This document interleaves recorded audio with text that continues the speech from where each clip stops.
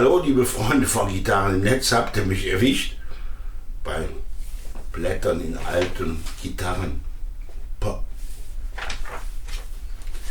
Eigentlich sollte ich was arbeiten und dem Bass hier noch neue Saiten verpassen. Aber stattdessen habe ich dann ein wenig im alten Gitarrenporn geblättert. Ja, tatsächlich war ich demnächst auf einer kleinen Kurzreise. Diese kleine Kurzreise ging nach Nürnberg. In Nürnberg gibt es ein wunderbares Gitarrengeschäft namens BTM. Ein Laden wie aus der Zeit gefallen. Wie als wären die 80er noch nicht vorbei. Klein, verwinkelt, freundliches Personal, eine Tasse Kaffee, draußen ein Aschenbecher, um eine zu rauchen. Als wäre die Zeit stehen geblieben. Ganz viele tolle Gitarren in allen Preisklassen. Da kann auch ein Anfänger hingehen und findet was, aber genauso der Sammler. Wenn ihr mal dort seid, kann ich den Laden nur empfehlen oder guckt mal auf ihre Internetseite. Das habe ich nämlich auch getan, bevor wir nach Nürnberg fuhren und habe mal geschaut, was die denn dort so im Angebot haben. Und oje, mein alter Gitarrentraum von 1980 der Firma Ibanez war im Verkauf. Das war ein paar Wochen vor der Reise. Und ich habe gedacht, nee, ich frage nicht an, ich warte auf mein Glück. Wenn wir hinfahren, wenn sie noch da ist, ist sie noch da, wenn nicht, ist sie nicht mehr da. Ich war ein bisschen aufgeregt, wie beim Treffen mit einer alten Liebe. Ich hatte das schon mal mit einer Ibanez-Gitarre, mit der Ibanez Artist. Allerdings war es dort nicht eine echte 80er-Gitarre, sondern es war ein Nachbau von 2016, der mich damals total verliebt gemacht hat. Die Artist 620 BK, ein wunderschönes Instrument, von dem ich mich aber dann trotzdem irgendwann wieder getrennt hat, weil es war nicht das Originale. Ja, irgendwann habe ich ja hier diese schöne Roadster gefunden, auch aus dieser Zeit. Die war es also nicht, die ich dort gesucht habe, sondern es war etwas anderes. Eine Ibanez Musician. Ja, in der Nacht davor, bevor wir dann gesagt haben, Mensch, heute Morgen fahren wir direkt zum Laden, meine Frau kommt mit, macht ein paar Fotos, habe ich schlecht geschlafen, wie vor einer Geburtstagsparty oder einem Abschluss. Aufgeregt bin ich da mit meiner Frau zum Laden gefahren, wir haben ein Stück abwärts dort geparkt, wir sind reingegangen, habe gesagt, hallo, freundlicher junger Mann aus Österreich, wie sich nachher herausstellt, hallo, was willst du denn gucken, gleich per Du, super Sache. Und ich sagte, ja, ich bin wegen einer speziellen Gitarre da, wegen der Ibanez Musician, der MC 300.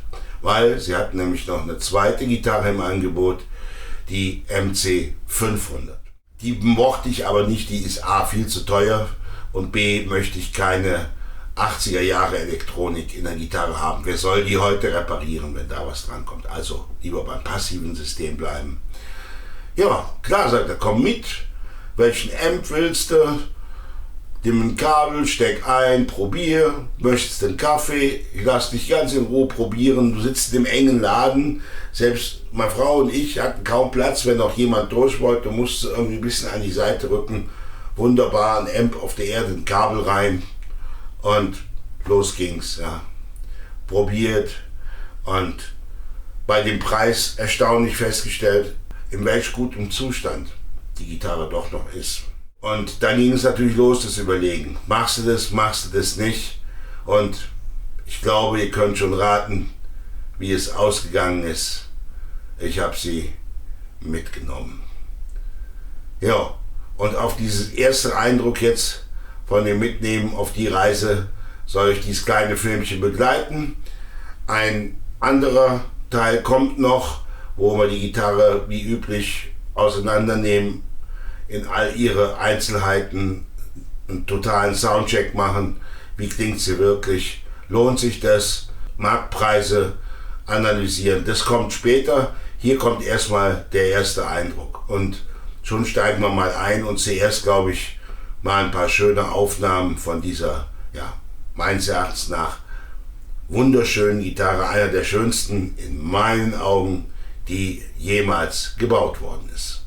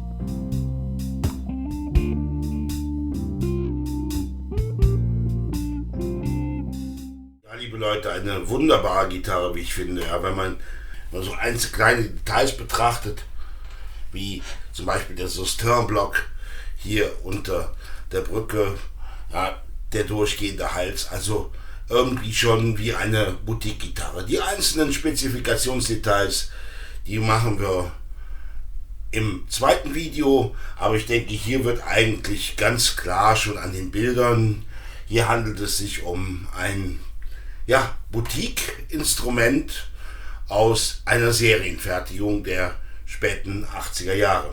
Jetzt kommen wir vielleicht ein bisschen zur Historie von der Ibanez Musician.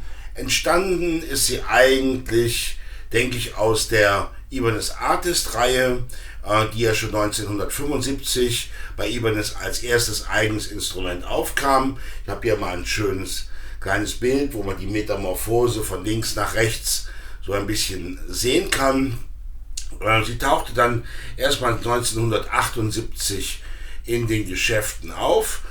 Produktion begann wahrscheinlich Ende 1977 in Japan und mit der ersten Reihe 1977, 78, zu der auch diese hier noch gehört bis in die frühe 1979.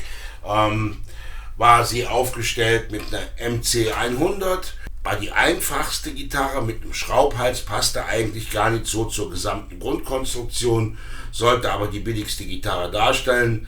Dann die 200er ohne Tri-Sound, die 300er mit Tri-Sound und dann kamen die 400 und die 500er mit aktiver Elektronik. Diese MC300 hier ist auch nur gebaut worden von 78 bis 80. Dann wurde sie umbenannt zur MC350 und ist noch bis 82 produziert worden. Also diese Instrumente, so aufwendig wie sie waren, sind auch nicht sehr lange gebaut worden. 1982 ist die Produktion schon komplett eingestellt worden und in den Jahren davor hat man dann auch schon deckende Lacke verwendet, um ja, wahrscheinlich nicht mehr so teures gemasertes Holz nehmen zu müssen. Ja, wenn ihr euch die Maserung hier anguckt, die ist ja wirklich wunderschön. Ja, und da hat man auch schon deckende Lackierung gemacht. Man hat Standard-Tonabnehmer, man ist von den Super 88 zurück auf Super 70, glaube ich, gegangen. Ein Standardformat, nicht wie die hier. Ja, und dann hat man irgendwann 82 entschieden, die Serie komplett einzustellen. Es ist dann nochmal zu einer Neuauflage 1996 bis 98 gekommen. Komisch, dass ich da gar nicht auf dem Trip war, aber da habe ich ja meine schöne Les Paul gekauft. Ja, das habe ich gar nicht mitbekommen. Das ist nochmal, 2 Jahre ist er also nochmal aufgelegt worden als Retro und dann war es das. Ja, also die Geschichte dieser Gitarrenserie ist wirklich nicht lang, deswegen ist der Bestand auch nicht ewig hoch und man muss schon ganz gut suchen, um ein Exemplar zu kriegen, was auch im Preis einigermaßen machbar und handelbar ist. Aber dazu auch mehr nachher dann im zweiten Video. Ja, vielleicht nochmal damals zum Neupreis. Hier blende ich euch mal was ein.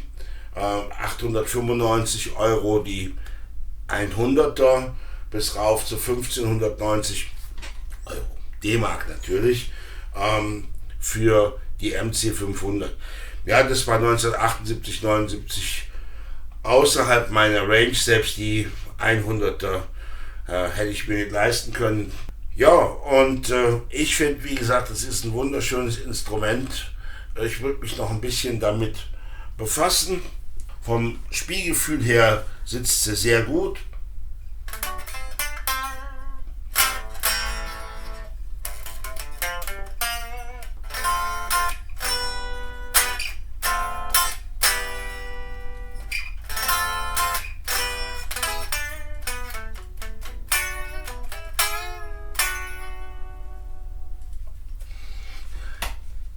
Sie ist sehr resonant. Die Seitenlage ist schon gut. Vielleicht versuche ich es noch einen kleinen Dicken bis auf meine 1,25 runterzukriegen. Aber eigentlich, wie hat mein Sohn gesagt, flitzefingerig.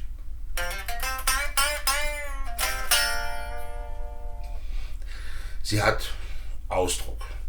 Alleine jetzt schon mal im akustischen Klang. Ja, wie steht es jetzt um Schäden und die Qualität an der Gitarre? Also man merkt heute noch diese unglaubliche Gitarrenbaukunst, die hier in dieser Gitarre steckt.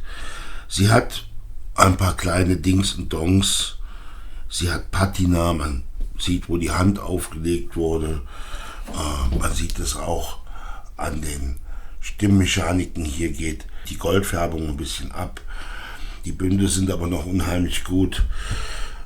Sie hat 2 kleine Dongs, einmal hier hinten am Valut und einmal hier vorne. Aber das ist nur ein Lackabplatzer. Sie hat natürlich Scratches. Ja, sie ist gespielt worden. Hier sieht man vom Gürtel, hier sieht man ein bisschen, sie hat hier Dings und Dongs, aber hey, alles in allem super, ja, super. Sie hat nicht den Schaden hier an der Büchse, der oft entstanden ist, durch die Benutzung von falschen Kabeln. Einzige, wo ich mir nicht ganz sicher bin, ist, ob die Knöpfe nicht getauscht worden sind. In den meisten Abbildungen sind es Shure Grips in Gold, hier sind Shure Grips in Schwarz. Aber die sind auch sehr schön, die Potis laufen wunderbar. Das sieht alles noch vom Feinsten aus. Also ich sage mal, der Allgemeinzustand dieser Gitarre ist super. Ich habe natürlich die Halskrümmung gecheckt, auch ob das Griffbrett nicht irgendwie verdreht ist. Das ist alles in Ordnung. Das haben auch die Leute im Laden kontrolliert. Also die Gitarre ist wirklich in einem erstaunlich guten Zustand für die 45 Jahre. Was kommt als nächstes? Also als nächstes werde ich die Gitarre hier noch ein bisschen aufpolieren, Griffbrett ölen, Sattel schmieren, alles das, was ihr so von mir kennt. Versuchen die Seitenlage noch einen Tick runterzubringen. Sie bekommen noch einen neuen Satz Saiten. Na klar, wer weiß, wie lange sie jetzt im Geschäft damit gehangen hat. Und dann gehen wir in einen vollständigen Test der Gitarre mit allem vom Gewicht. Wie schwer ist sie schon mal? Ja, über alles das, was ihr kennt. Wie hängt sie am Gurt? Clean, Grunge, Lead Sounds. Wir öffnen alle Fächer, schauen darunter. Alles das machen wir im zweiten Teil. Und so lange werde ich diese Gitarre genießen. Ja, ihr seht, ich bin richtig erfreut über meine Anschaffung. Und ja, ganz klasse Sache, dass ich das gemacht habe. Bin ich ein bisschen stolz auf mich. Alles Geld, was durch den Verkauf der Headless wieder reingekommen ist, hier reinzustecken. Ja, liebe Leute, das war's auch schon. Ich bedanke mich nochmal fürs Zuschauen. Ja, wie immer, schön wäre ein Like, schön wäre ein Abonnieren, schön wäre ein Kommentar. Mittlerweile freue ich mich ja schon, wenn überhaupt Leute die Videos noch gucken. Aber sei es drum, ich mache trotzdem weiter. Einfach für mich, weil ich Gitarren so liebe. Liebe Leute, macht's gut, bleibt gesund, bleibt fröhlich, bleibt musikalisch. Bis bald, euer Toko.